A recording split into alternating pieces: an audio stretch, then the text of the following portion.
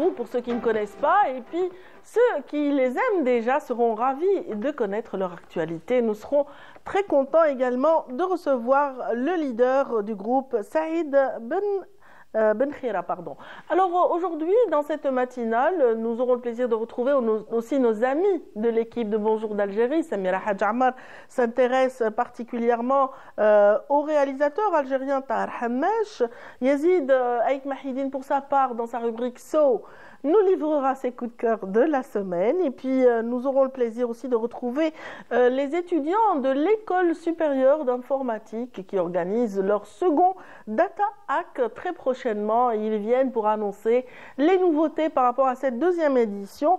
Et puis, nous aurons le plaisir aussi de retrouver Hasna Zouberi pour Safety Road. Dans Safety Road aujourd'hui, Hasna Zouberi opère un gros plan sur le travail de la protection civile, essentiellement sur nos routes. Et puis, nous retrouverons également Amina Ziri, pour la fin de cette émission avec son invité d'aujourd'hui qui n'est autre que Mohamed Bachir Mazouni, président de l'association Al Jazeera, la doyenne des associations d'Andalou dans notre pays. Donc merci encore une fois d'être avec nous. C'est parti pour ce Bonjour d'Algérie avec un point météo. Il est signé Amel Haribi.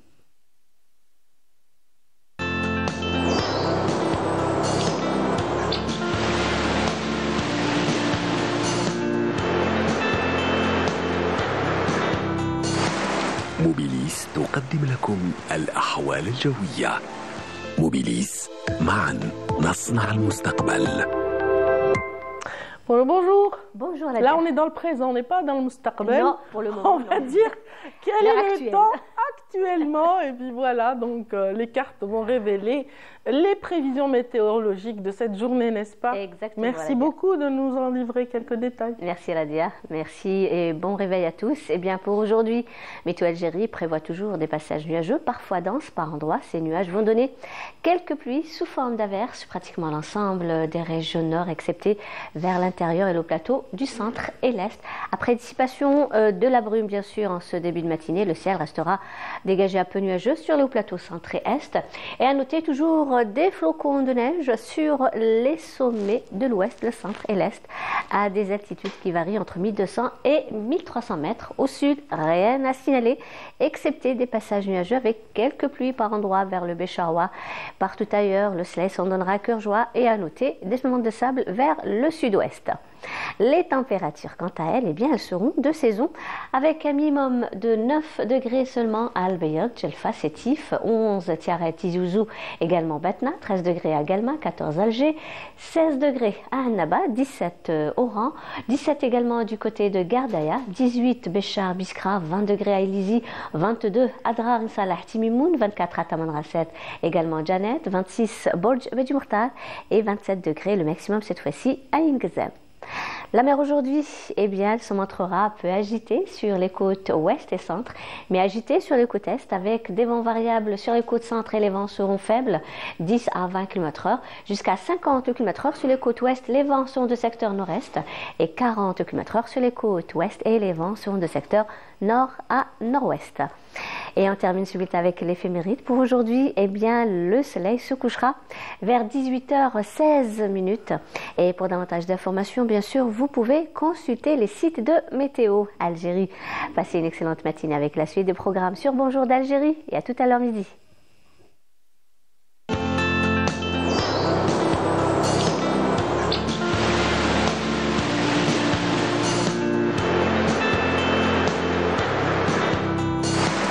موبيليس قدمت لكم الأحوال الجوية.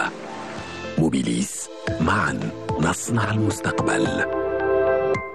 Merci infiniment, Amel. Vous répétez sans arrêt les Tikobawin, Tikobawin. Vous savez ce que ça veut dire, Tikobawin? Non. Ah bon? Non. Bah, c'est tiré de Tikouba, Takouba plutôt, c'est l'épée. D'accord. Et comme c'était de valeureux guerriers, les Touaregs, donc automatiquement, voilà, ils puisent, en tout cas le groupe puise dans son comment dire, dans son héritage, l'héritage touareg essentiellement, et on va découvrir justement leur univers dans un instant avec la présence du leader du groupe parmi nous. Donc merci encore une fois. Excellente journée Amel. Excellente journée à vous aussi. Et tout de suite, un autre groupe qui a évolué depuis 2 décennies environ. Il s'agit du groupe Day qui nous chante aujourd'hui Allô Allô.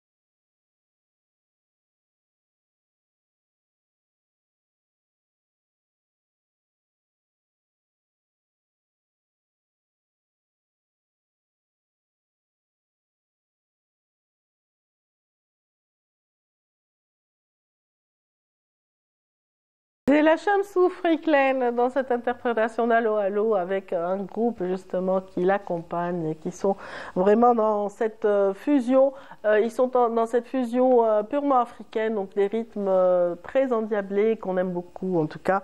On est ravis de vous recevoir encore une fois, mesdames, messieurs, ravis aussi de recevoir les représentants de l'école supérieure d'informatique ici présents avec moi. Donc j'ai nommé bien sûr Rayhan Manel Souames.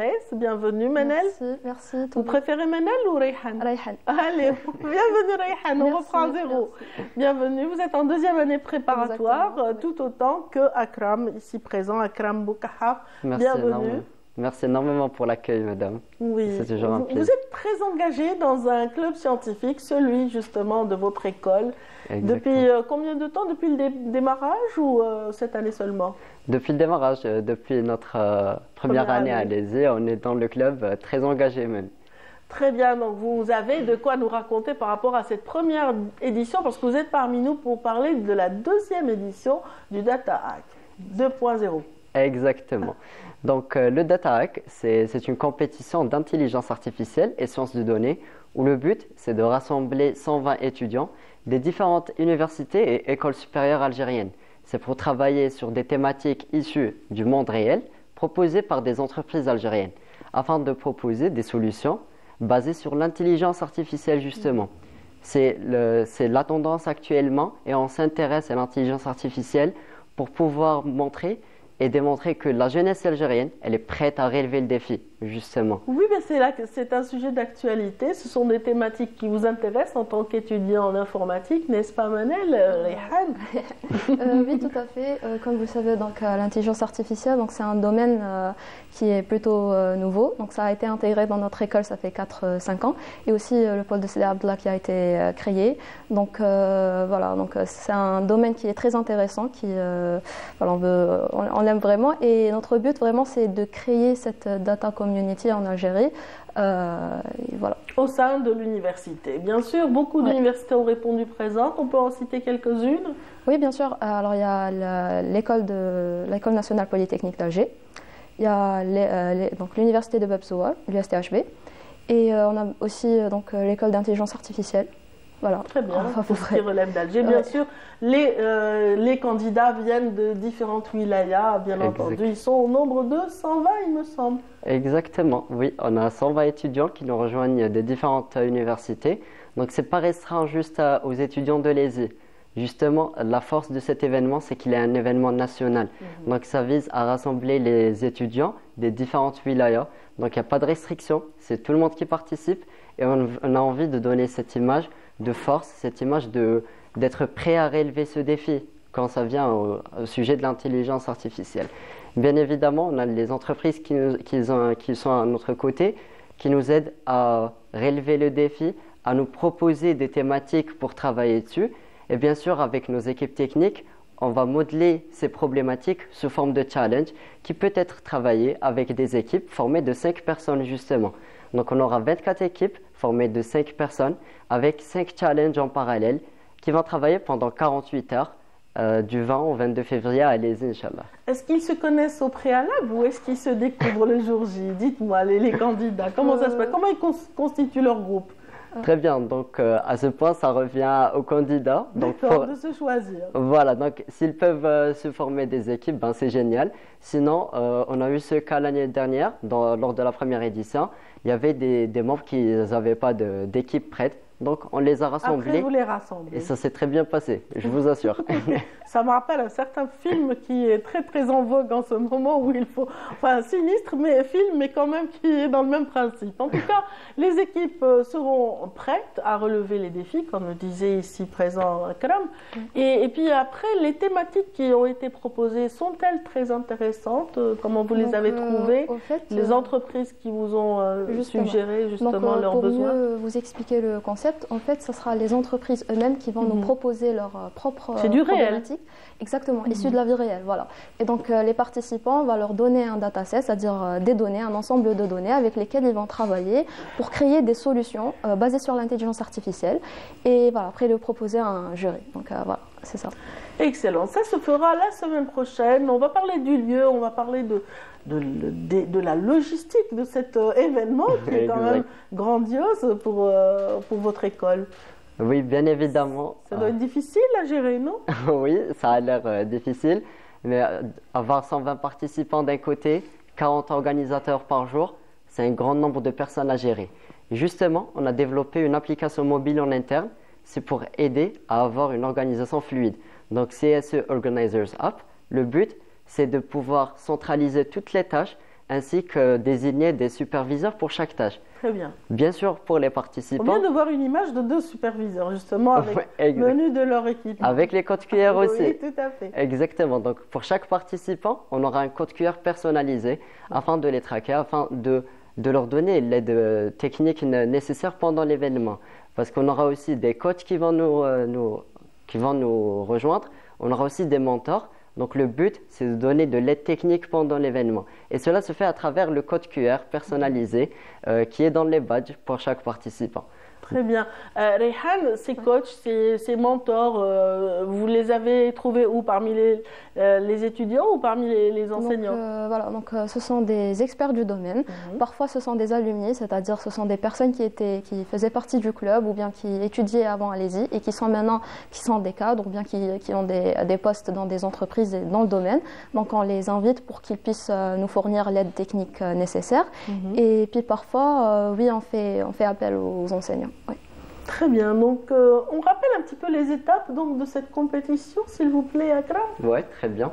Donc, en premier lieu, on aura tous les participants qui vont nous rejoindre pour lancer une grande cérémonie d'ouverture où les entreprises vont justement se présenter leurs objectifs ainsi que les problématiques. Donc, une fois les problématiques lancées, le jeudi soir, on va commencer le challenge. On aura les challenges lancés avec toutes les équipes. Ils vont commencer à travailler pendant 48 heures. Donc pendant 48 heures, ils vont essayer de trouver les solutions. Ils ne vont pas dormir, bien sûr. Pas dormir. Ils vont pas dormir. Oui. Il faut trouver les solutions les plus performantes et les modèles d'intelligence artificielle les plus puissants afin de trouver de remporter la première place le samedi. Bien évidemment, on aura une session de networking. Donc c'est quoi le but? C'est de rassembler les étudiants qui ont travaillé sur les solutions avec les entreprises. Je suis une entreprise, ça m'intéresse de proposer une problématique, mais ça m'intéresse aussi qui a travaillé à résoudre cette problématique. Ça va motiver aussi. L'objectif principal, j'imagine, de votre club scientifique, c'est surtout la motivation. Exactement, et offrir les opportunités à nos étudiants. Donc, le but principal, justement, le fait qu'on a des entreprises qui vont proposer leurs propres problématiques et qui vont voir, justement, comme a dit Akram, qui a travaillé à résoudre cette problématique, ça va probablement leur offrir des chances et des opportunités au futur. Donc, voilà, c'est notre but quand même. Très bien. Vous vous rappelez encore de l'édition précédente? Il y a eu, c'était difficile. Y a-t-il eu des lacunes que vous avez comblées lors de cette édition nouvelle? Voilà. Donc l'édition passée, on a pu rassembler plus de 120 participants, venant un peu partout de l'Algérie, passionnés data science et intelligence artificielle, qui ont pu travailler sur les problématiques qui ont été proposées par nos entreprises partenaires à l'époque. Et c'était un événement très, on va dire, très émouvant. C'est-à-dire qu'il y a eu probablement peut-être une erreur ou deux, comme ça que vous avez comblé, rectifié. Exactement, on avait des petits problèmes avec l'organisation et c'est pour cela qu'on a opté pour l'application mobile. Voilà, ça c'était c'est pour cela qu'on a... une conséquence. Voilà, c'était une conséquence, exactement. C'est pour cela qu'on a développé cette application mobile, on centralise toutes les données, on a un dashboard qui implémente toutes les données sur l'événement. Et cela va nous offrir une bonne organisation de l'événement. Voilà. Moi, je ne sais pas, mais mon petit doigt me dit que le fait d'être intégré à cette équipe, à ce collectif justement du club scientifique, ça vous permettra peut-être d'avoir une visibilité sur le champ des métiers que vous pourriez éventuellement convoiter, non? Parce que vous êtes en deuxième année préparatoire. Ouais. L'année prochaine, il va falloir choisir. Non, en fait, tout à fait. Après le concours, on aura une année tronc commun, ensuite 2 ans de spécialité. Après, on va choisir. C'est au bout de 3 ans que vous allez choisir votre spécialité. Exactement. Mais là, ça vous permet d'être en connexion avec tout le monde, de voir un peu ce qui se rapproche le plus de vous. Exactement. En fait, le but du club scientifique, c'est ça. On va dire que c'est une entreprise miniaturisée parce que voilà, c'est le même processus avec lequel travaillent les entreprises. Donc, ça nous permet d'avoir cette chance de travailler dans un environnement qui ressemble en quelque sorte à l'entreprise. Donc, au marché du travail. On est en quelque sorte familiarisé avec l'environnement. Voilà. Très bien. Donc, alors, que vous dire à la fin, si ce n'est bon vent pour tout ça? On rappelle la date, on rappelle le lieu, s'il vous plaît, Akram. Donc, on invite tous les étudiants universitaires venant de différentes institutions à nous rejoindre du 20 au 22 février 2025. Allez-y pour relever le défi et travailler sur des problématiques très intéressantes. Et bien sûr, plein d'opportunités vont, Inch'Allah, s'offrir lors de l'événement. Voilà, prête. Votre équipe, justement, l'encadrement est-il prêt pour ces 3 jours de compétition? Ça y est? Oui, ça va, on commence à préparer. Oui, oui. Vous avez testé vos applications, j'espère? Oui, bien sûr. Très bien. Bien sûr. Ça on teste bien avec des événements qui sont en interne, justement, pour avoir plus... Voilà, pour que ce mieux soit tester. fluide. Exactement, le jour J. Voilà, merci. On a été ravis de vous recevoir, Rayhan, Manel, Swames et puis Akram Boukaha. Vous êtes vraiment adorables et je vous souhaite toute la réussite en tout cas. Merci énormément pour l'accueil et Inch'Allah à d'autres initiatives, Inch'Allah. Et bravo pour votre club scientifique, celui de l'École supérieure d'informatique. On continue de parler de technologie, mesdames, messieurs, à travers ce reportage. Il a été réalisé par Hamid Rabouh et il tourne autour de la présentation d'un centre de développement des technologies avancées. Donc on va découvrir ce reportage avant de retrouver nos amis Aït Mahiddin Yazid et Samira Hadjamar. Pour l'Algérie, l'électronique a toujours revêtu une importance capitale, aussi bien pour son décollage économique que pour l'émancipation socio-culturelle de la population. Parler de l'électronique, c'est parler des technologies avancées, des technologies qui maîtrisent la conception et la fabrication des puces électroniques, ces circuits intégrés qui regroupent plusieurs autres composants, notamment des résistances, des condensateurs et transistors sur une seule petite plaque. Ce domaine spécifique fait partie des activités du Centre de développement des technologies avancées, CDTA. Ce centre mène également des recherches dans différents domaines, notamment la robotique, les lasers, l'optique et en microélectronique.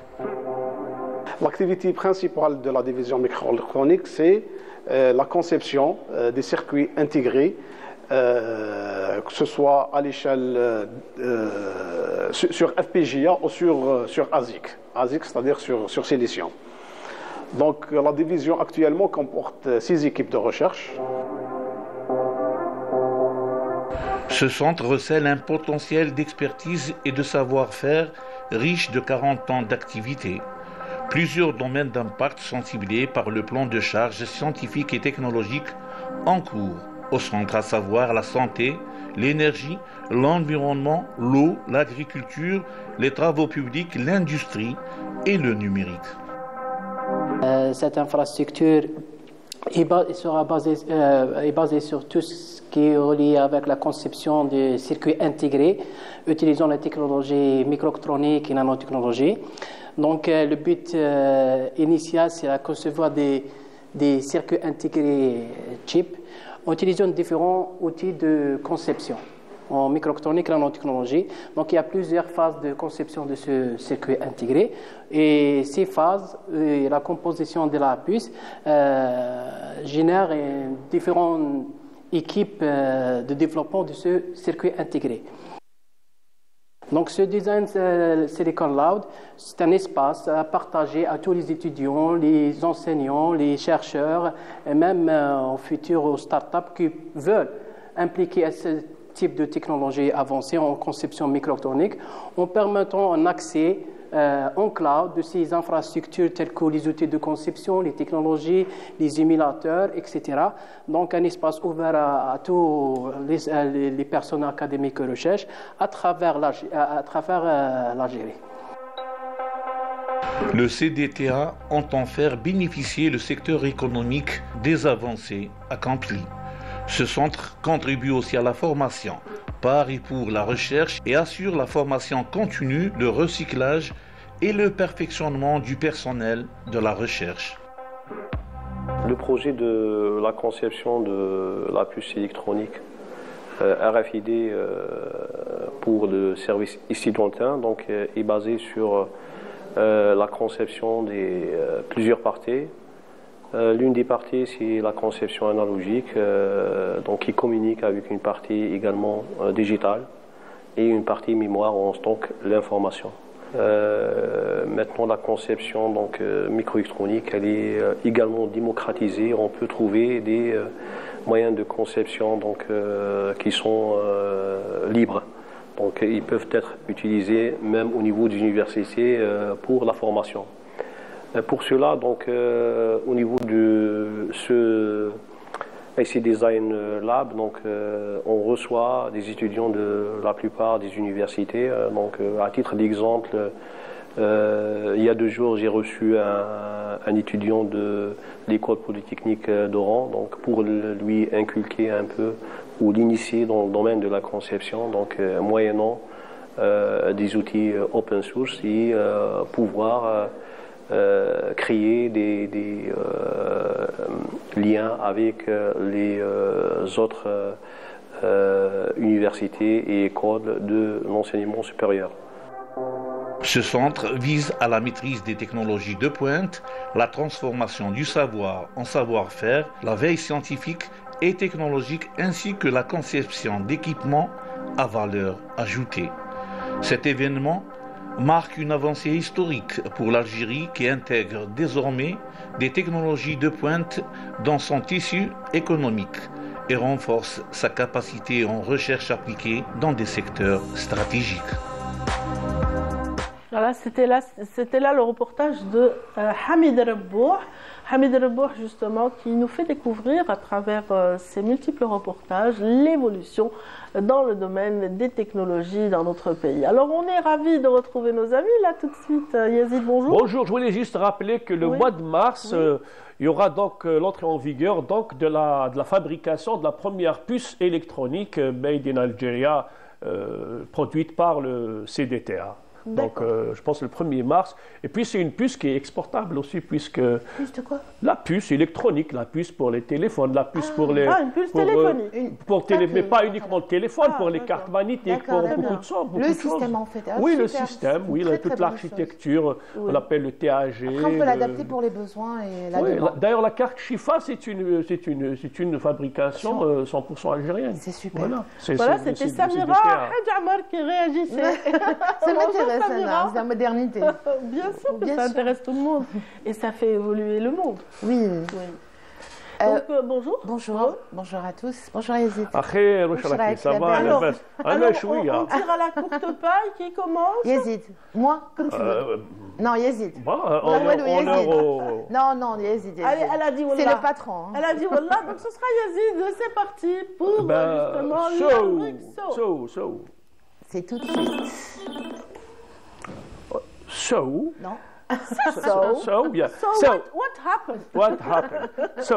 Je vais parler, en fait, je vais rendre hommage aux dames, aux femmes, donc notamment les femmes qui ont pris part au combat libérateur et notamment les étrangères. C'est une femme qui vient du fin fond de Suède, elle s'appelle Gerd, c'est une Suédoise journaliste qui est venue faire des reportages en Algérie et puis elle a filmé la souffrance du peuple algérien face à la colonisation. Elle a même démissionné de son poste pour réagir et dénoncer en fait le fait qu'il y a eu quand même une complicité à l'époque. Un blackout sur ce qui se passe en Algérie. Donc on va voir juste un petit extrait pour rappeler. D'ailleurs, c'est un extrait que j'ai retrouvé sur les réseaux sociaux et c'est mon reportage que j'ai réalisé en fait en 2010. Ils n'ont même pas cité mon nom en fait. Bien. C'est le moment de corriger.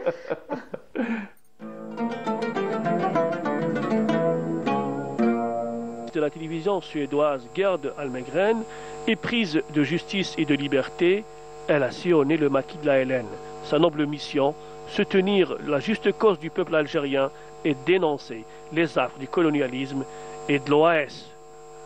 Du discours de Farhat Abbas le 1er novembre 1960 aux enfants algériens réfugiés. Voilà, et Yazid nous commentait en direct. Oui, je rappelais que les Djounou de la Hélène, les anciens officiers de la Hélène, ils étaient également avec elle et avec beaucoup de de complicité pour l'aider à faire son travail. Donc nous allons dans les maquis. Oui, à filmer dans les maquis et puis non seulement à parler de la situation des réfugiés et donc on a vu tout ça par rapport à ce qui s'est passé donc dans notre pays, notamment cette sauvagerie de la colonisation française et elle a même démissionné de son poste et c'est repris aujourd'hui. On est en train de voir comment tous ces justes qui ont soutenu notre combat libérateur, on les retrouve un peu partout dans le monde, même en Chine, au Japon. C'est fou comme l'histoire se répète. Vous voyez ce qui s'est passé à Gaza aussi. Il y avait le blackout par rapport à la médiatisation de ce qui se passe. Et chez nous aussi, c'était un petit peu étouffé. Très peu mais il y a des bonnes volontés, il y a aussi ce médecin... Ça leur a coûté très cher, oui, il y a ce médecin norvégien, Matt, qui était là à dénoncer et puis à vouloir former des médecins dans l'orthopédie, dans tout ce qui est chirurgie, pour aider les Palestiniens, parce qu'il y a beaucoup de traumatismes liés pratiquement à tout ça. Voilà. Aux explosions, aux massacres.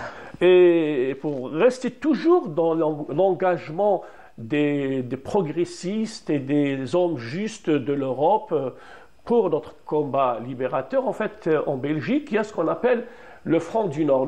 Nous connaissons tous les porteurs de valises, nous connaissons tous le réseau Johnson, le réseau Curiel, mais il y a aussi ce réseau du Nord qu'on appelle le Front du Nord. C'est des Belges au péril de leur vie ont pris part à ce combat libérateur par exemple en préparant, en essayant de loger les Moudjahidines de la Fédération de France du FLN, en essayant aussi de porter les causes justes auprès des tribunaux, en pensant de donner des fausses cartes d'identité, en essayant aussi de collecter des fonds, en essayant également de porter ça sur la presse et communiquer sur la noble juste de la cause algérienne. Et il y avait une grande manifestation face à l'assassinat aussi d'un Algérien, Aïssiou Akli, donc qui a été assassiné par la Mer Rouge. Et Bruxelles a vu ce jour-là une marée humaine pour soutenir le combat libérateur et dénoncer les exactions de l'armée française. Et également, pour dire que l'association Les Amitiés Belgo-Algériennes organise donc le 6 février, donc le jeudi, une projection donc à la salle gothique de l'hôtel de ville de Bruxelles, une projection de ce film le Front du Nord du réalisateur belge Hugues Lepage, rappelant que nous l'avons déjà reçu sur Canal Algérie dans l'émission de Amir Nebesh, Ciné thématique. Il était présent, il a apporté toutes les vérités qui existaient à l'époque, où il a rappelé un peu l'engagement des gauchistes, des progressistes, des hommes d'église contre la France coloniale. Il y a même une anecdote qu'un des avocats a donné carrément sa robe pour faire évader un Algérien. Et puis même, il y avait quelqu'un qui était dans le Sénat belge, dans l'Assemblée. Il a même fait passer un ancien militant de la Fédération de France. Il vivait pratiquement dans une des institutions belges les plus réputées, et il a pu sauver pas beaucoup d'Algériens parce que à l'époque, la Belgique officielle ne pouvait pas être contre la France, mais au niveau des institutions, des associations, du Parlement, il y a quand même des voix qui se sont élevées contre la colonisation et contre notamment les exactions de l'OAS et de la Mer Rouge. Donc en fait, je voulais parler de ça. Et également, pour terminer toujours, pour rendre hommage aux femmes algériennes, donc une petite fraîcheur avec Samia Chelloufi qui a exposé dans la galerie Gessoum à Hedra. Et il y avait du monde, il y avait du beau monde. Et puis, dans son style un peu figuratif, naïf, elle a apporté des couleurs. Et puis, nous avons un régal pour les yeux. On voit ces couleurs, on voit ces femmes, on voit pratiquement tout ce qu'elle a apporté. Il y avait beaucoup de monde. Et puis, il y a ces couleurs, le rouge, le rose. Il y a un moment de pétale, ces femmes un peu qui rappellent. Enfin, maintenant, on est dans la veine baïenne, j'allais dire. On est pratiquement dans cet héritage baïen. Et beaucoup de femmes aujourd'hui essaient de s'inspirer de ce style naïf figuratif. Et puis, chapeau bas pour cette femme, pour lui dire, au commencement, il y avait la femme. Et la fleur. Et la fleur, et la musique, parce que c'est... les oiseaux de Baïa. Oui, puis c'est intitulé Qomtara. Donc, ça rappelle aussi l'univers de Jayda Wadef. Oui, voilà, donc c'est pour ça qu'il y a maintenant toutes des pétales, en fait, qui sont là, qui réussissent l'Aïbalk. Et puis, l'exposition pour les amateurs, pour ceux qui veulent y aller visiter, je rappelle que c'est des photos du galeriste lui-même, donc lors du vernissage. Lors du vernissage. Et c'est comme ça, là, jusqu'au 14 février. Voilà, donc jusqu'au 14 février. C'est vrai qu'il n'y avait pas que des plasticiens, parce qu'il y avait énormément d'hommes de culture et de dames de culture à cette exposition. Absolument. Présent, il y avait Safi Boutella. Il y a des instruments de musique qui sont filmés, il y a des pétales, il y a des femmes, des fois on ne voit pas les yeux, mais il y a des chœurs.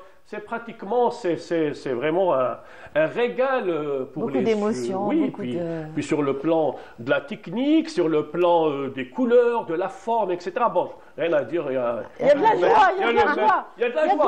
Puis il y a le maître incontesté de la peinture qui est là, donc je me... Tu as été, tu as vu l'exposition. D'accord. Et puis, pour dire que récemment, on a fait une belle rencontre avec la fille d'une grande réalisatrice d'origine française, mais d'origine du Guadeloupe, qui était l'une des porte-voix de tiers-mondisme et de la lutte pour l'émancipation des peuples, c'est Sarah Moldoror. Sarah Moldoror, on a rencontré sa fille et on nous a offert cette revue qui était dédiée Sarah Moldoror, qui est cinéma tricontinental. C'est une revue qui est... Elle est éditée. Oui, c'est bien refait. Oui, voilà. Donc voilà, elle nous a offert cette revue qui est consacrée au travail de cette femme, Sarah Moldoror, qui n'est autre que la femme aussi de Andrade, Pinto de Andrade, qui est aussi un grand maître de la résistance angolaise, qui était l'un des fondateurs du MPLA et qui était en Algérie pendant les années 70, parce qu'Algérie c'était la Mecque des révolutionnaires, et elle a vécu aussi, je pense, à Bollorène, et elle est restée même pendant le festival panafricain. Elle a réalisé le film Sabizanga avec je ne sais pas, moi. Non, avec, comment il s'appelle, celui qui a fait Tahia Yadidou. Ah, Momo Zinat. Mohamed Zinat. Et puis Managambe aussi, c'est un film qui a été réalisé en 1978. Donc, je voulais juste rendre hommage à Sarah Moldoror à travers cette rencontre avec sa fille Anouchka de Nderad. Super rencontre. Voilà. Donc, voilà. Et... Donc c'était une semaine très riche. Est-ce que moi je peux proposer une petite visite aussi? On peut aller à l'expo et une autre exposition qui est permanente, celle du musée des martyrs, donc au sanctuaire des martyrs. Oui. On peut visiter l'aile qui est dédiée à l'émir Abdelkader. Ils ont récupéré des objets, entre autres un manuscrit qui est très joli, qui a appartenu à l'émir Abdelkader. Ça concerne, bon, bien sûr, on voit ses notes sur la marge et tout.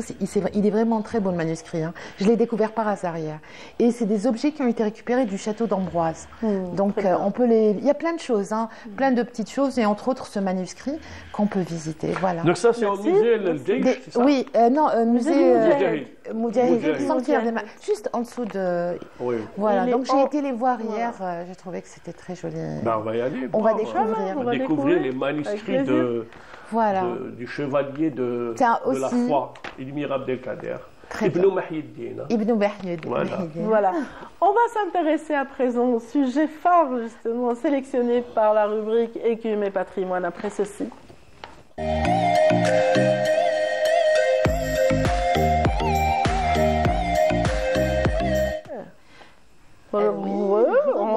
avec toi maintenant. Oui. On parle de cinéma encore une fois, on a c'est une bien. pensée aujourd'hui pour Tahar Hanej. Donc Tahar Hanej, ou plutôt Tahar Ben Kouider Ben El Hanej. Son nom a été modifié au fur et à mesure. Alors d'abord, on va dire qui c'est. C'est un réalisateur, c'est un scénariste, c'est un directeur de la photographie, c'est un producteur de cinéma. C'est quelqu'un qui a eu, dès l'âge de 11 ans, à partir du moment où il est tombé amoureux du cinéma, il a eu un parcours sans interruption, en continu dans le cinéma, dont il a été acteur, figurant, comédien, il a touché à tous les métiers du cinéma, assistant opérateur sur des productions. Il faut rappeler aussi qu'il est né en 1898 à Constantine, à Sidi Djilis. Voilà. Et donc c'est un Constantinois, mais c'est quelqu'un qui était ouvert vers l'universalité, mais surtout par le cinéma.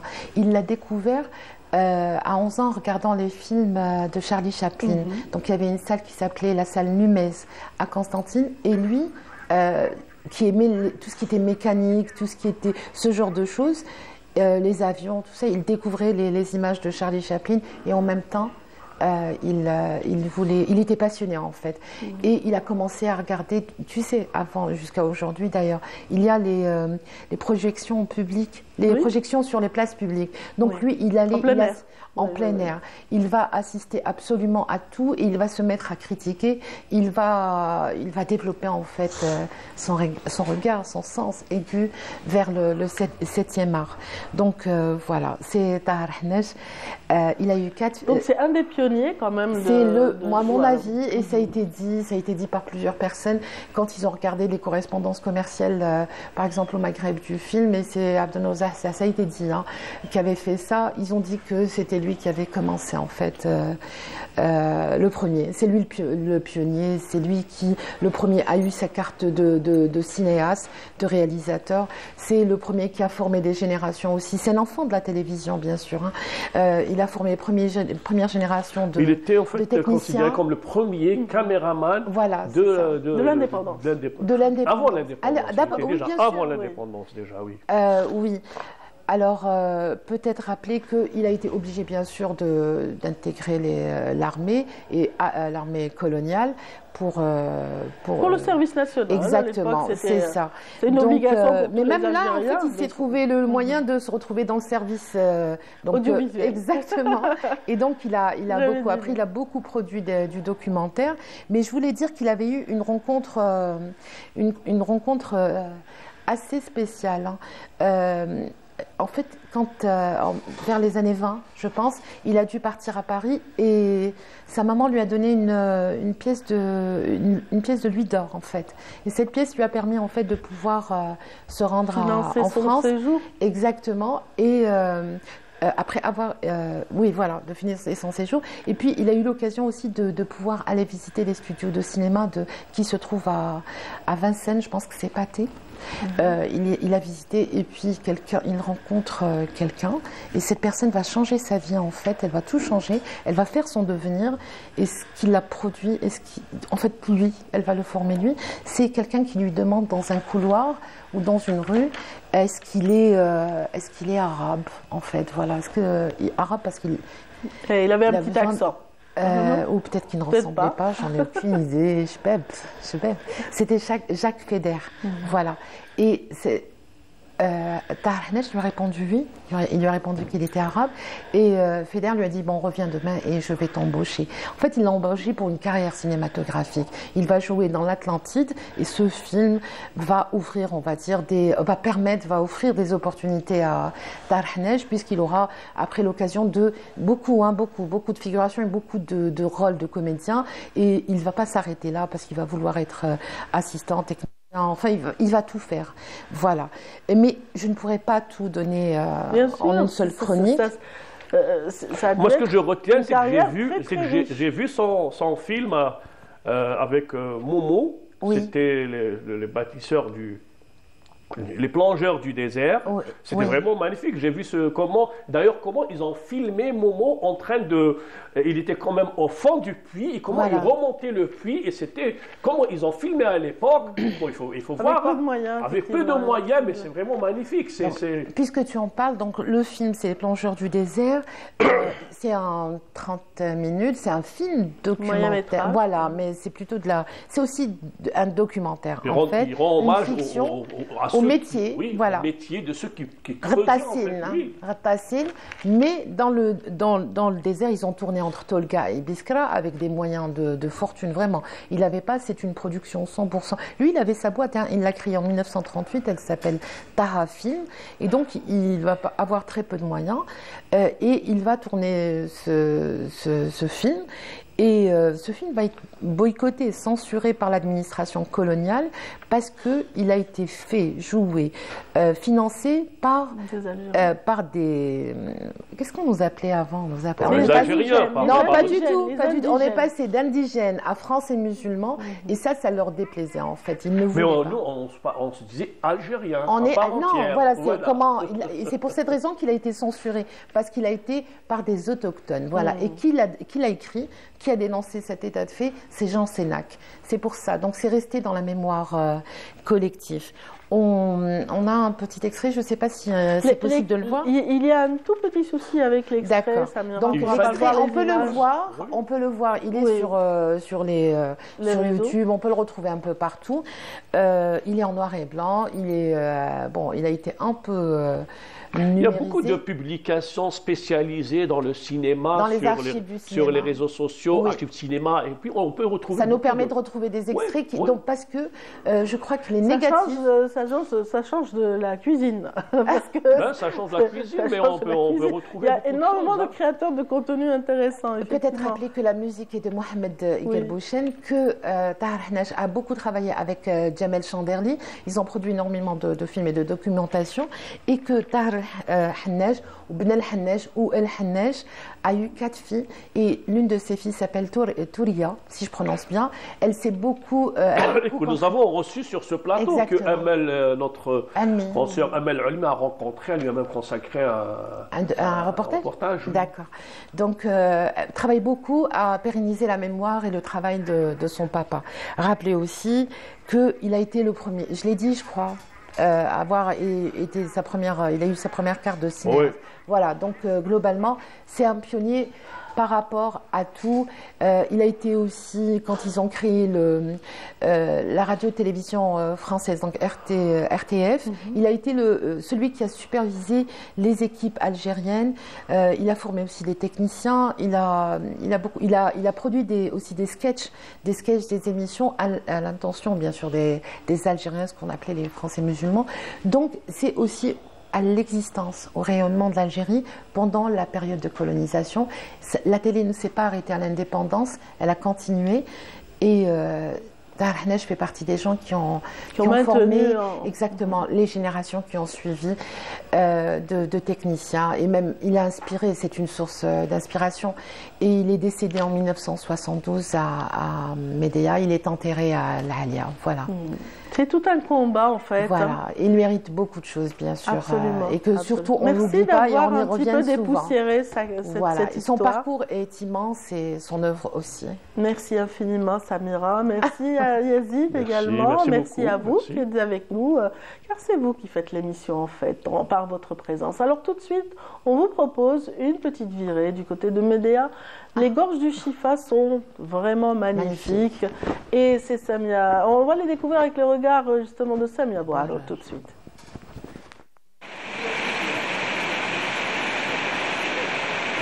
Cette vue imprenable sur les cascades et la rivière se trouve à Blida et sur la route qui mène à Médéa. Le temps d'une journée à température agréable, on vous emmène à la ville de Chifa, un site touristique où les familles trouvent refuge pour se déstresser et se ressourcer.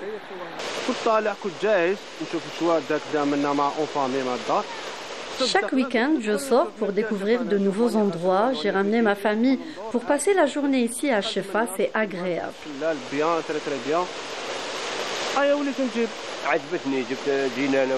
Nous sommes venus de Boumerdes et c'est grâce à mon fils que j'ai découvert cet endroit magnifique. Le ruisseau des singes est la partie la plus pittoresque des gorges. Vous aurez la chance d'apercevoir de nombreux singes qui ont élu domicile dans les bois environnant le ruisseau.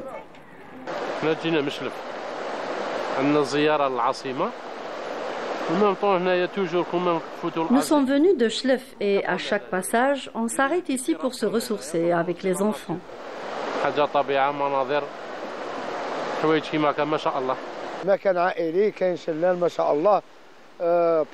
C'est un endroit familial, certes, la nature est belle. Il manque quand même les sanitaires ici. On lance un appel aux autorités pour nous aider. Un peu plus loin des gorges se trouve la forêt El Hamdaniya, un autre type de paysage qui a ses adeptes.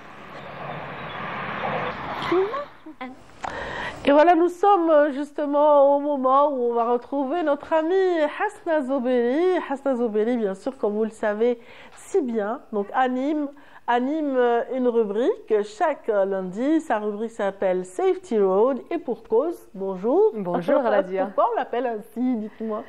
Écoutez, c'est justement un coup de sensibilisation.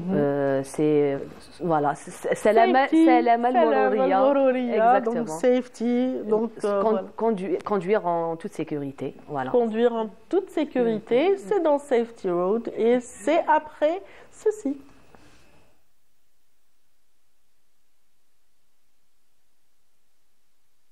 Je suis revenue à toi. Voilà, donc aujourd'hui, on va s'intéresser à un corps justement constitué, particulier. Il s'agit de la protection civile. On leur voue un grand respect dans la mesure où ils veillent au grain par rapport à la sécurité des citoyens. Pas seulement sur les routes, mais même par rapport à différentes interventions. Voilà, ils sont interventions partout sur le terrain. Oui. Exactement. Aujourd'hui, on leur rend hommage. On en a parlé récemment lorsque je suis rentrée de Sétif, si vous vous rappelez, Radia. On a été dans une de leurs unités dans la wilaya de Sétif. On les a accompagnés pendant une semaine. Et voilà, aujourd'hui, ça m'a tenu à cœur de leur rendre hommage à près d'un mois. Il y a peut-être leur journée internationale, c'est le 1er mars, mais on leur rend hommage un peu à l'avance cette année. Un petit peu à l'avance, oui. Et Hasna, sur le terrain, vous avez certainement été marquée par quelques aspects ou un événement en particulier. Alors oui, ça travaille par brigade et ça se repose pas du tout. Ils se reposent pas, donc c'est des brigades qui sont mobilisées pendant 24 heures. Pendant 24 heures, des fois ils ne s'endorment pas, ils ne ferment pas les yeux. À chaque intervention, ils sont sur le terrain. Comme c'est l'hiver, on les a accompagnés aussi dans des interventions liées au monoxyde de carbone. Et malheureusement, comme c'est une ville qui est très froide, Sétif, il y en a beaucoup d'interventions dans ce sens. Voilà, donc aujourd'hui, la protection civile intervient dans plusieurs aspects liés pendant l'hiver, liés au monoxyde de carbone. Bien sûr, la sécurité routière, ils mènent plusieurs campagnes. Ils sont souvent les premiers sur souvent les lieux d'accident. À 99,99%, ils sont les premiers sur le terrain, la protection civile, pour apporter les premiers secours aux blessés.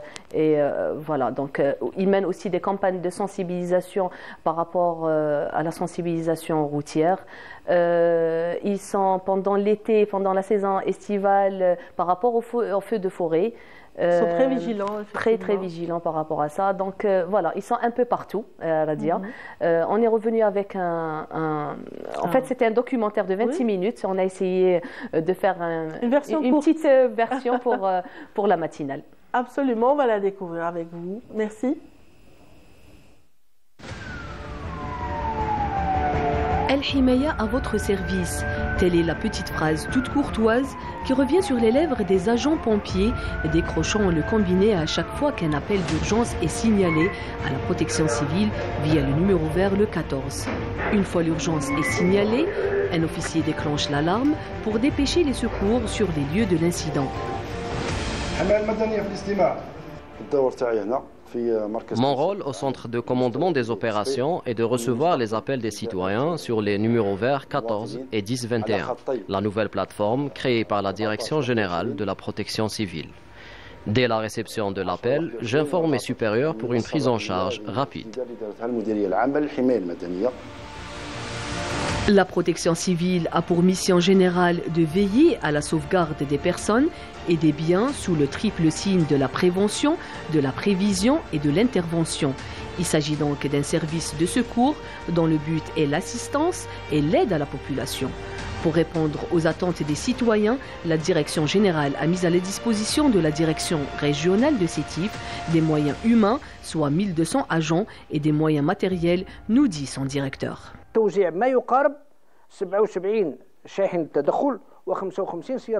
Nous avons procédé à la distribution de près de 77 camions d'intervention et 55 ambulances.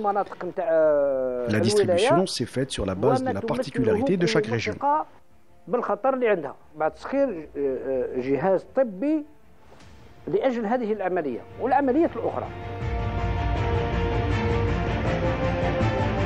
Si autant de moyens sont dépêchés dans la wilaya de Sétif, c'est pour son emplacement stratégique. Il s'agit d'une ville qui dispose d'un réseau routier de plus de 3560 km, dont 74,8 km d'autoroute.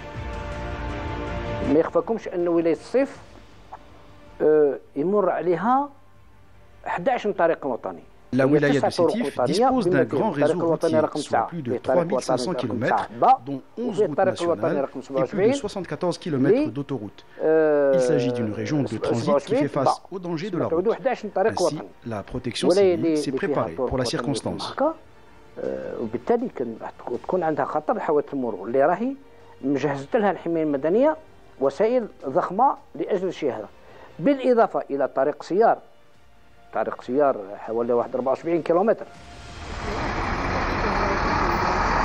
Depuis le début de l'année 2024 jusqu'à fin novembre, la protection civile de la wilaya de Sétif a enregistré 2505 accidents de la route qui ont nécessité 4864 interventions, durant lesquelles 3486 personnes ont été secourues et 59 personnes décédées.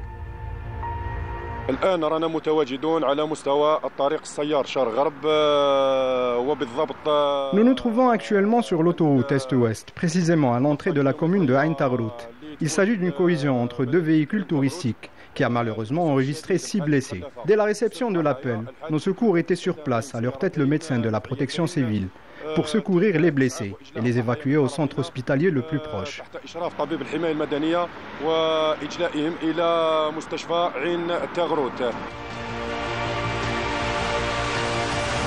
Les agents gardiens de la terre n'ont pas de mission facile, il est donc primordial de leur faciliter la tâche.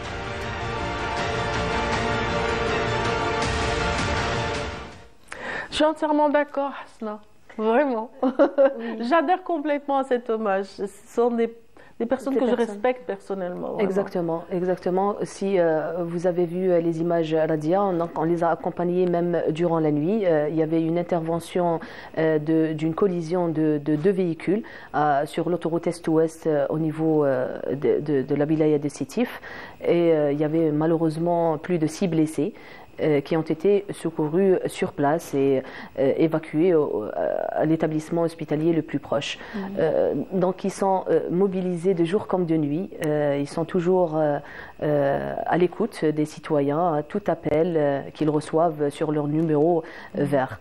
Voilà, donc concernant toujours la sensibilité. C'est-à-dire là, vous avez senti la promptitude de la réaction. On voit leurs interventions, mais quand on vit avec eux et les accompagner H24, vraiment c'est autre chose. Oui. Personnellement, moi, ça m'a vraiment... leur travail m'a vraiment touchée. Et en général, ce qui me plaît chez eux, c'est surtout...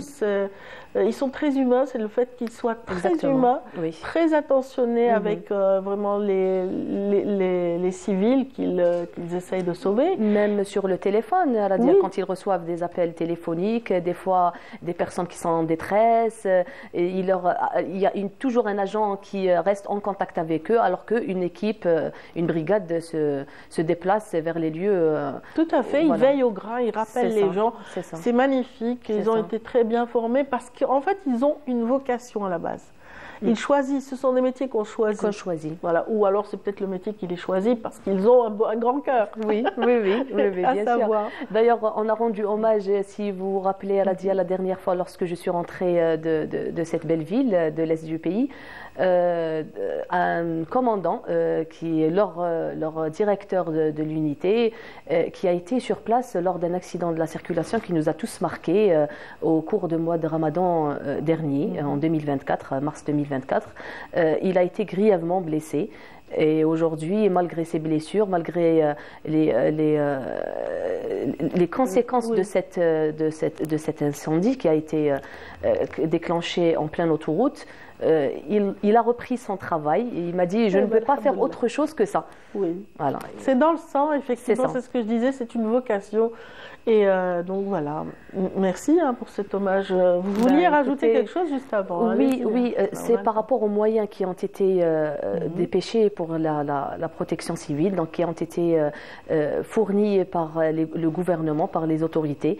Dans la wilaya de Sétif, beaucoup de moyens ont été justement mis à la disposition des unités, des différentes unités de la protection civile, notamment les ambulances qui sont très récentes, qui sont médicalisées, équipées de médecins formés dans toutes les interventions. Voilà. Excellent. Donc ça, c'est bien, ça rassure de savoir qu'il y a une belle évolution dans le domaine, dans le volet médical de la protection civile, et c'est excellent. D'ailleurs, il y a plusieurs médecins qui travaillent aussi par brigade et qui sont aussi mobilisés. C'est des médecins pompiers. Voilà, donc c'est grâce à eux qu'on apporte les premiers secours justement lors des différentes interventions, y compris les accidents de la circulation. Merci beaucoup, Hasna. J'imagine qu'on est arrivé à la fin après ce grand sourire qui s'est affiché. Et donc, je ne sais pas si on peut donner un avant-goût de la prochaine rencontre. La prochaine rencontre, on laisse ça pour la semaine prochaine. Allez, on laisse la surprise. La semaine prochaine, on devinera avec vous. C'était un plaisir, Hasna. Le plaisir est partagé. Passez une excellente journée. Également. Passez vous aussi une excellente journée. Sans plus tarder, nous allons vous faire découvrir aussi un autre aspect, celui de la restauration au sein des palais, les anciens palais de la vieille Médina ou de la Kasbah. En l'occurrence, Lamia Boudbouda nous emmène droit vers les palais d'Ar, Ahmed et Dar Hassan Pacha. C'est aussi pour découvrir toute cette équipe pluridisciplinaire qui veille à ce que la restauration soit dans les normes. Et c'est le reste de l'histoire que vous allez découvrir avec Lamia tout de suite. En charge des travaux de restauration, la wilaya d'Alger œuvre à réhabiliter l'ensemble des monuments archéologiques et sites historiques situés dans le secteur sauvegardé de la Kasbah d'Alger. Nombreux projets ont été réceptionnés et d'autres sont en pleine restauration. À l'exemple de ce palais nommé Dar Ahmed Pacha. Bâti au XVIe siècle, Naïma Masroudi, architecte agréé, est en charge de sa restauration. Le palais fait l'objet d'une opération de restauration lancée par la wilaya d'Alger. Donc on est au début de l'opération, donc à peine 2 mois de lancement de l'opération. Donc on est aux travaux préparatoires pour entamer les travaux de restauration. Et avant tout cela, on va entamer, Inch'Allah, les travaux de confortement, de réhabilitation et de consolidation de toute la structure verticale et horizontale avant de passer aux éléments décoratifs qu'on est en train de récupérer, de démonter et trier, comme vous l'avez vu, donc dans des caisses, élément par élément, que ce soit les cheminées, que ce soit la salle miroir, les éléments décoratifs quand on en a parlé, que ce soit la menuiserie aussi. Ce bel édifice, avec son patio, ses carreaux de faïence et ses plafonds enjolivés d'une boiserie finement ciselée, beaucoup d'éléments sont protégés dans cette phase de travaux préparatoires, comme les faïences, les colonnes, les escaliers et même les sols. Comme toute opération de restauration, on est obligé de passer par les travaux préparatoires qui stipulent la protection des différents éléments décoratifs parce qu'on ne peut pas commencer déjà par la récupération et la restauration de ces éléments.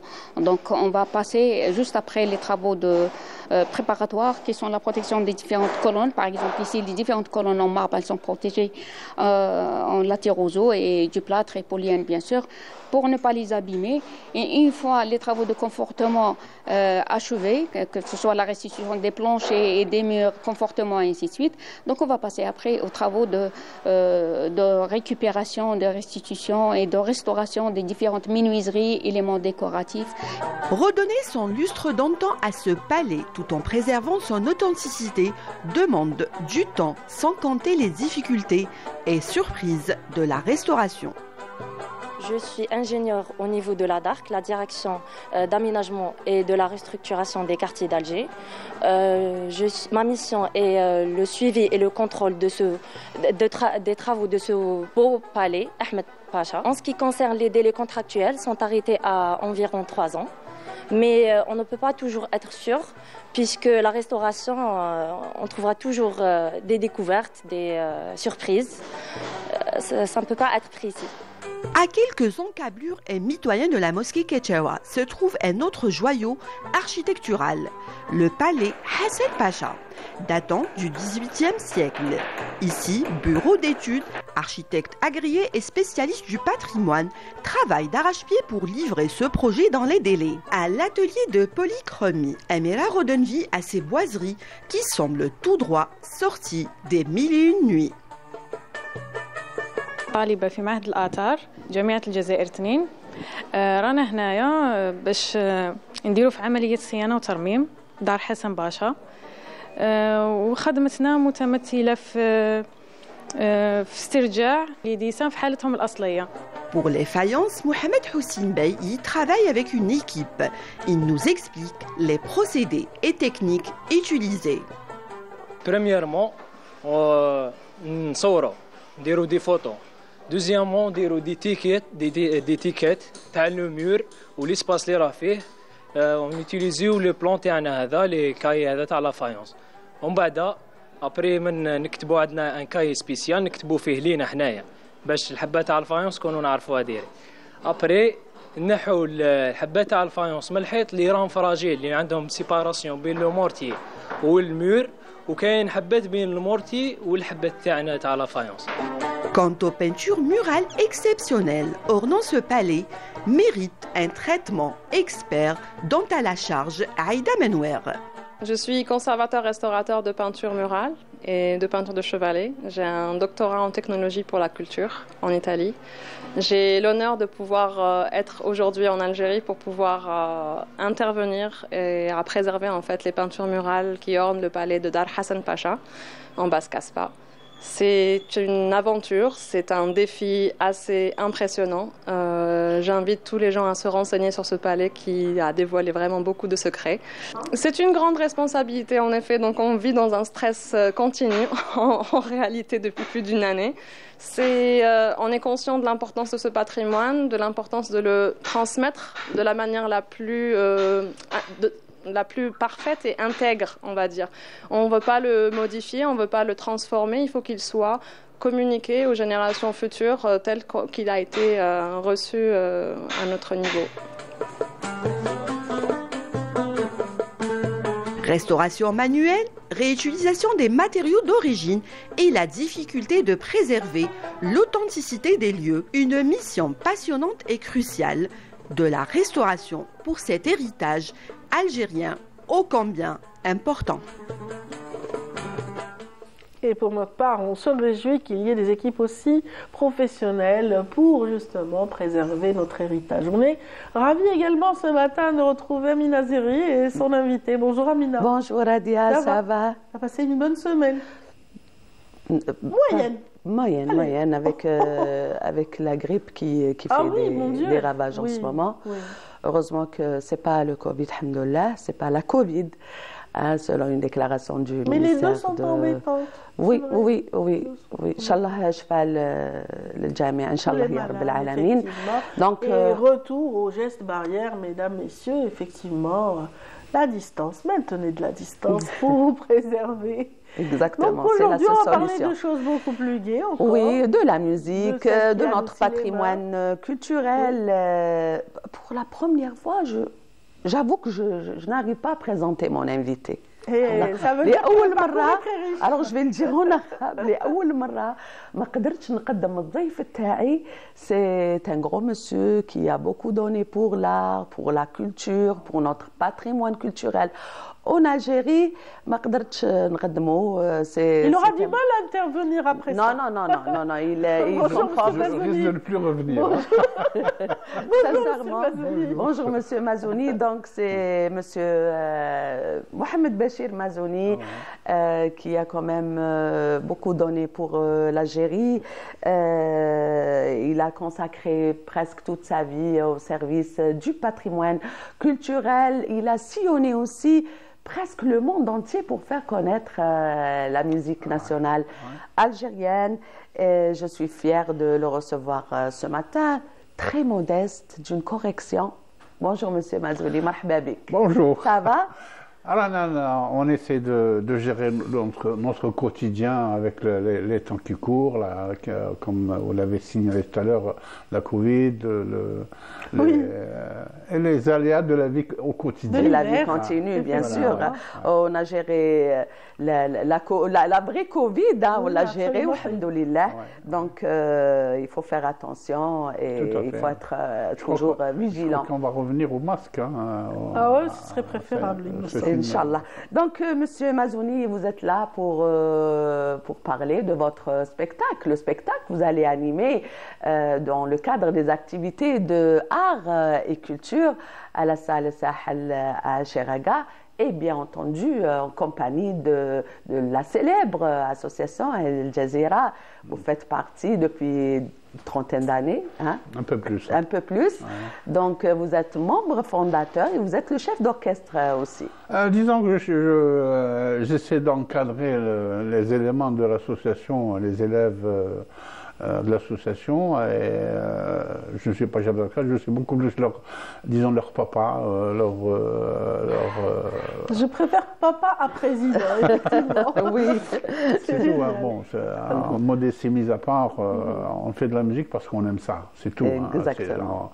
C'est pas notre gagne-pain au quotidien. Moi, je suis un ancien cadre retraité de Sonatrach.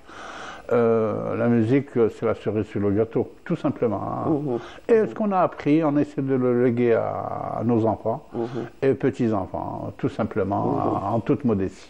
Radia, notre invité, M. Mazouni, il a eu cette chance de grandir dans un milieu artistique.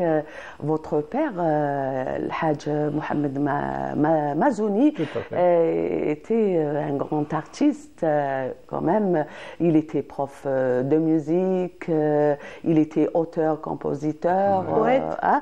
Donc il était aussi un amoureux de l'andalou et à la fois il était chanteur-compositeur. Vous êtes bien renseigné, hein? Oui, je sais. Donc vous avez eu cette chance de grandir dans ce climat et entouré aussi de grands. Vous avez côtoyé les Abdelkarim Dali, les Mohamed Khaznadji, les Farid Oujdi. Donc, vous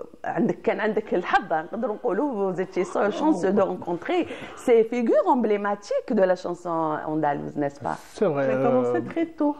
Ça a été beaucoup plus un privilège qu'une chance hein, d'avoir pu côtoyer ce genre de... ces monstres de la musique, je dirais. Hein. Pour nous, c'était même, à l'époque, comme Farid Oujdi, الله يرحمهم كامل صدق بجاوي محيدين باشتارزي اسكندراني بوجمع فرقان qui était mon prof de lutte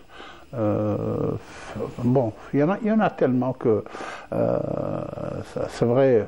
Heureusement d'ailleurs que Tarbina, on a grandi, on a été encadré par ces personnes, oui. ces grands artistes. C'est un virtuose, d'ailleurs il joue à tous les instruments, commençant par la mandoline, le mandol, le synthé, le saxophone. Il joue même à la percussion. Vous jouez même à la percussion. Ouais. Mais vous avez une très belle histoire avec le luth, une histoire d'amour avec le luth. C'est vrai. Vous disiez bien qu'il y avait un préféré. Tout à fait, tout à fait. Ça a été mon instrument de tout. On écoute ça depuis que j'étais enfant. Et j'ai adoré cet instrument. Il m'est arrivé lorsque j'étais en cours, lorsque j'apprenais l'instrument. Je rentrais à la maison avec mon instrument, je allais au salon, j'éteignais toutes les lumières dans un noir total, je prenais mon instrument, je commençais à jouer. Je me baignais dans cette luxure, dans cette atmosphère musicale qui m'envahissait de partout. Et vous étiez aussi, il était sollicité par les grands artistes tels que Ahmed Sarré pour les accompagner dans leur orchestre. Vous étiez aussi sollicité. Tout à fait, tout à fait, ouais. Quand j'ai parcouru ma vie à côtoyer avec un grand privilège tous les artistes, les Raho, et on essaie de continuer notre mission, qui est à savoir transmettre ce que nous avons appris, le peu de ce que nous avons appris à nos enfants. Et vous êtes aussi un bon interprète. Et vous تقدرش تكون معنا اليوم, mais on peut pas écouter quelque chose avec vous, hein? J'ai ramené un document sonore, je ne sais pas si c'est possible de le... Non, j'aimerais bien vous écouter en a cappella. Il n'a pas son luth. معليش استخبار par exemple. Le matin, c'est pas évident avec... صباح تكون الصوت الله مرخم وشباب وفيه هذيك البحة. C'est pas ce que disent les artistes, attention. En général, ويجاني استخبار. Pourquoi pas? Il ne va pas nous dire non, hein? Bien sûr. غزي لي سكر نبات له عيون مغنجات لذا الغزال عيني جرات شاورت قلبي قال لي نريد نسهر ونبات. ميرسي يعطيك الصحة. شفتي الصوت كيفاش يكون الصباح؟ ديك البحة الشابة هذيك. يعطيك الصحة. اليوم Monsieur Mazzoni, il y a une nouvelle génération, n'est-ce pas, Radia? Quand je vois ces voix de jeunes qui sont présents dans les galas, dans les occasions, je me dis, alhamdoulilah, on a assuré une relève. Avant de rentrer au plateau, tu as parlé على Ben Allal, cette grande voix que j'adore, une voix qui est vraiment, qui a de la présence, hein, Ben Allal, qui mûrit de plus en plus. Exactement, qui fait des choses extraordinaires. Moi j'aime bien. Hein. Moi j'aime bien sa voix. Hein. Donc, elle fait partie d'Al Jazeera? Non, elle est tlemcenienne. Elle est de Tlemcen, oui, elle n'a pas fait partie de l'association. Mariam Ben Allal. Et qu'est-ce que vous pensez justement de cette pléiade de jeunes qui sont présents aujourd'hui, qui représentent aussi très bien l'Algérie à travers leurs chansons, la dernière fois, je ne sais pas si tu as vu, Radia, Alors, passe-moi le nom, c'est Hafaf, Nassima Hafaf, qui a accompagné Bahja Rahal dernièrement dans son grand spectacle. 30 ans de 30 ans d'existence oui, de Nouba, 30 ans de Nouba. C'était donc Bahja Rahal a choisi Nassima Hafaf, lauréate du festival, du concours de Abdelkarim Dali. Et donc, c'est une façon de il y avait Walida Dali également avec elle. Exactement. C'est une façon pour dire qu'il y a une relève, qu'il faut encourager ces jeunes qui méritent vraiment d'être encouragés. Donc, qu'est-ce que vous pensez de cette génération, M. Mazouni?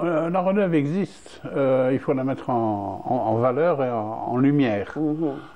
C'est important. Et comment la mettre en lumière? Ce sont les institutions telles que la vôtre, celle d'aujourd'hui par exemple, et le ministère de la Culture, la radio.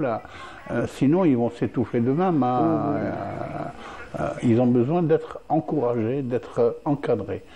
La relève existe, c'est vrai. Mais il faut faire la part des choses, une bonne relève. Pas la relève,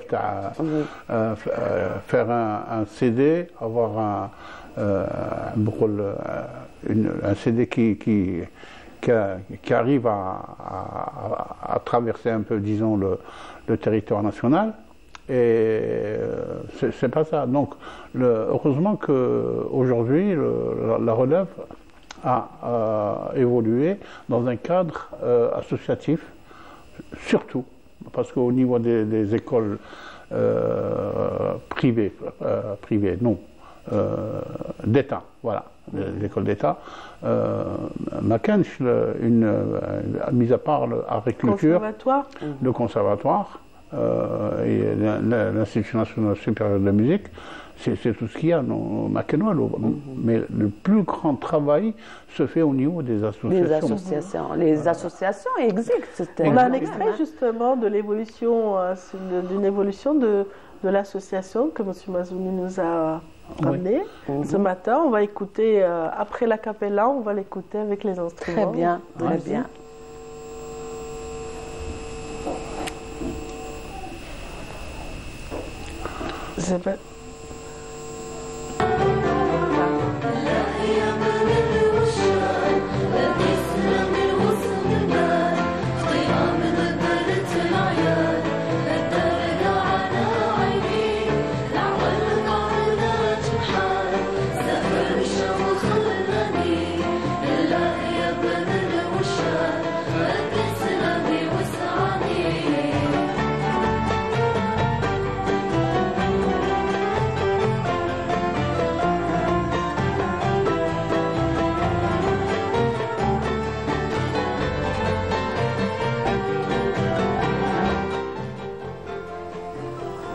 C'est pas mal, il y a une belle harmonie en tout cas. Là, c'est une adaptation que j'ai faite sur un texte que vous connaissez de Ibn Rouchan. C'est pas la version originale. J'ai pris le texte et je l'ai mis sur une chanson que vous connaissez certainement. C'est Les Humoumek Fidal Hachia, Billahi Ibn Rouchan, d'Islam et Rouchan. C'est pas mal en tout cas, ça donne un bon résultat. Ce qui veut qu'on essaie de ramener un plus, de nouvelles couleurs, de nouvelles sensibilités pour notre patrimoine, pour ne pas rester figé. C'est bien de garder de conserver quand même un peu. L'asal Kemerolo. Mais il serait bien également d'aller chercher, oser. C'est ce que je dis à mes élèves lorsque je leur donne, je suis en cours, voilà la chanson, comment elle s'interprète, mais moi je vais vous donner comment je la sens. Je la reprends d'une autre manière, moi je la sens comme ça, mais l'original c'est ça. On a oublié la casquette du pédagogue. Exactement, tout à fait, voilà. Tout à fait. Donc, on profite de votre occasion, de la présence, de votre présence avec nous, Monsieur Mazzoni, pour parler aussi de votre spectacle. Le spectacle, vous allez animer, Inch'Allah, samedi prochain, oui. À la salle Sahel de Cheraga, cette belle salle.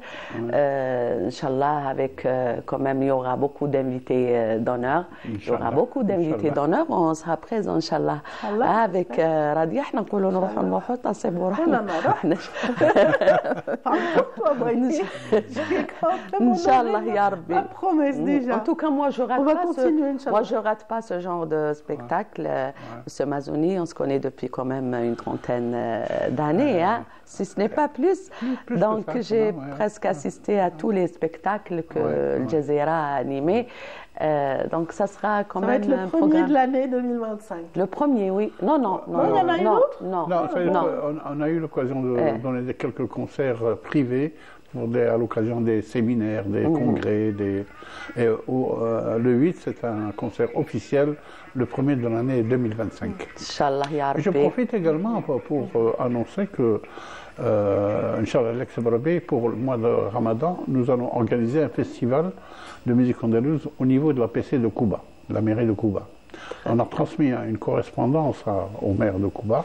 Nous attendons sa réponse, qui normalement ne devrait pas tarder, pour mettre en place le festival. Inch'Allah. En tout cas, bon vent pour cette semaine, pour ce concert à Cheraga. On rappelle quel jour? La salle le 8, samedi prochain, Inch'Allah. Merci infiniment, Monsieur Mazzoni. C'est moi qui vous remercie pour votre invitation et votre accueil. Merci beaucoup, Amina. Merci. Donc, on a un dernier invité qui attend en coulisses. On va tout de suite le découvrir. On l'avait annoncé. Et il passe aussi sur les planches d'Ibn Khaldoun très prochainement. Et donc, il s'agit du groupe Tikobawin, dont le leader est parmi nous ce matin.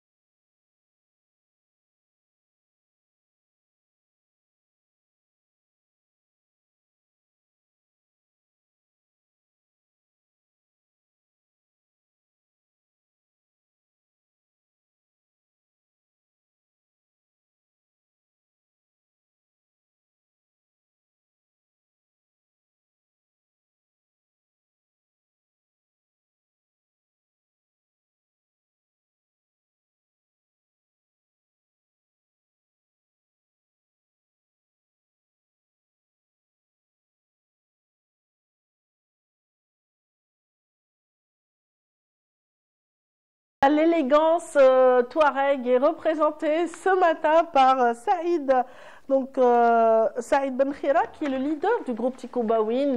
Les Tikobawin seront sur scène cette semaine pour le bonheur de tous ceux qui aiment justement Hubbak Hikaya, Simrari Midiewan, Ténéri, Halala, et puis les Razaman surtout, que les enfants adorent. Saïd, bonjour.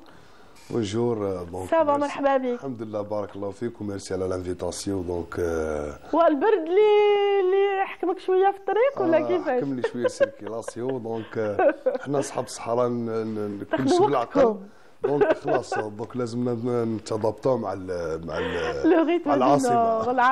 العاصمه qui vous accueille à bras ouverts cette semaine تكونوا في ابن خلدون. Inch'Allah. Donc toutes ces belles chansons que je viens de citer, qui sont issues de 2 albums déjà prêts, donc vont être présentes encore une fois la salle ابن خلدون. Donc Inch'Allah الجمهور راح يكون en masse. بيان سور حنا الجمهور دونك رانا متوحشين وعندنا بزاف ما شفناه ما تلاقيناش بالاخص الجمهور تاع العاصمه هنا دونك حنا فرحانين ان شاء الله باش نتلاقاو معاهم نهار الجمعه نتمناو كاع يجوا لي فامي لا جونيس دونك ان شاء الله نتلاقاو تما ونديروا فواياج للصحراء ان شاء الله. Voilà, voyage à travers l'Assouf, voyage à travers Sahara Blues. Inch'Allah. Donc c'est une musique que tout le monde aime. Et les enfants, qu'est-ce que vous leur avez fait? L'Irzaman est chanté partout dans les écoles. والله دونك هذه C'est quoi le secret? يعني دائما يقول لك في المثل يعني حافظينها بيان. العود هذا اللي تحقرو يعميك دونك لي الزمان كانت اخر تخمامنا في الالبوم زدناها هكذاك وما كناش نظنوا باللي تنجح دونك فينالمون احنا اليوم رانا فرحانين كي نجحت سيرتو ان الكلام نتاعها يحكي على المحبه يحكي على ان لازم نتخاوى يحكي ثاني على الامل في الحب وفي الحياه وفي الامور كامل دونك الحمد لله. Très bien, on parlait justement d'amour dans la chanson qu'on vient d'écouter, Hubbek Hikaya, Riwaya, donc c'est une belle chanson en tout cas. Merci. Que le public aimera retrouver bientôt. Bien sûr, les Tikoubawin, il y a une actualité, راكم توجدوا في ألبوم جديد. Exactement, إن شاء الله نوجدوا ألبوم جديد دونك إن شاء الله رانا نقولوا بلي لو 6 ان شاء الله مارس راح نطلقوا اول كليب ان شاء الله ان شاء الله وعلى ربي ان شاء الله. Et on sera là pour vous suivre, pour aussi transmettre voilà cette nouveauté aux téléspectateurs de Canal Algérien avec grand plaisir. En tout cas, vous serez en spectacle à la salle Ibn Khaldoun le 7 février. ان شاء الله le 7 février نتمنى ان شاء الله نتلاقاو مع ثقافه وفنون توجور دونك ان شاء الله نتلاقاو في القاعه نتاع ابن خلدون الساعه 7 ان شاء الله يبدا الحفل مي ماذا بينا يجوا بكري شويه وان شاء الله نفوتوا ان بيل سواري مع بعض ان شاء الله. Inch'Allah. Vous n'aurez pas Houssine cette fois-ci à vos côtés. Houssine ou la basse. Vous êtes les deux guitaristes et chanteurs du groupe. اكزاكتومون دونك حسين راه لاباس عليه مي حسين يسمى راه في بروجي واحد اخر ان شاء الله ان شاء الله وربي يوفقه ان شاء الله وربي يكون معاه ان شاء الله. Très bien, en tout cas ce sera l'âme du blues de Janet qui sera à l'honneur à Ibn Khaldoun. Vous incarnez ces belles fusions, ces musiques vraiment Insalah. Pardon, Insalah, pardon, oui. Insalah, mais ça ressemble aussi à tout ce qu'on trouve dans l'extrême sud, à Manras, Janet et partout, à travers justement les espaces où évoluent les Touaregs. Donc, exactement. En tout cas, je حبيت نقول لك تاني bonne chance pour ce spectacle, mais aussi j'aimerais juste un mot par rapport à ces choix musicaux. Donc vous intégrez le reggae, parfois le rock, parfois la folk et toutes ces musiques occidentales avec la musique traditionnelle touareg. Vous continuez de le faire de la même façon dans le prochain album? Exactement. حنا ديما رانا على باسكو حنا دروك الانسان كيما يقول لك اللي يسمع بزاف حنا نسمعوا بزاف لي ستيل تاع العالم منفتحين على لي ستيل بزاف تاع العالم عليها يعني ان ديما كي نخدموا حاجه ولا نخدموا البوم نسيو يعني نحطوا فيه كاع الاذواق باش يكون يعني الناس قاعد تسمعوا والناس قاعد تحس فيها الستيل تاعو. Oui, donc voilà, donc sur cette nouvelle scène qui vous attend à Alger, c'est le premier de 2025, c'est le premier concert de 2025. Exactement. Inch'Allah. Inch'Allah, هو يفتح لكم الباب pour une belle saison 2025 avec beaucoup de concerts, de beaux concerts de Tikoubawin. Voilà, vous aimeriez peut-être refaire l'annonce. Qu'est-ce que vous aimeriez dire à votre public? دونك حنا الشيء اللي نقول لهم ان راح نديروا لهم ان شاء الله البوم جديد ان شاء الله رانا نسيو في اقرب وقت ان شاء الله نوجدوه باسكو طولنا عليهم بزاف رانا نقولوا لو 6 مارس ان شاء الله يخرج البروميير كليب ان شاء الله. Eh ben bonne chance. Inch'Allah. بالتوفيق ان شاء الله. Inch'Allah. Voilà. Donc les Tikoubawin le 7 février mesdames messieurs à la salle Ibn Khaldoun, j'espère que vous serez nombreux à les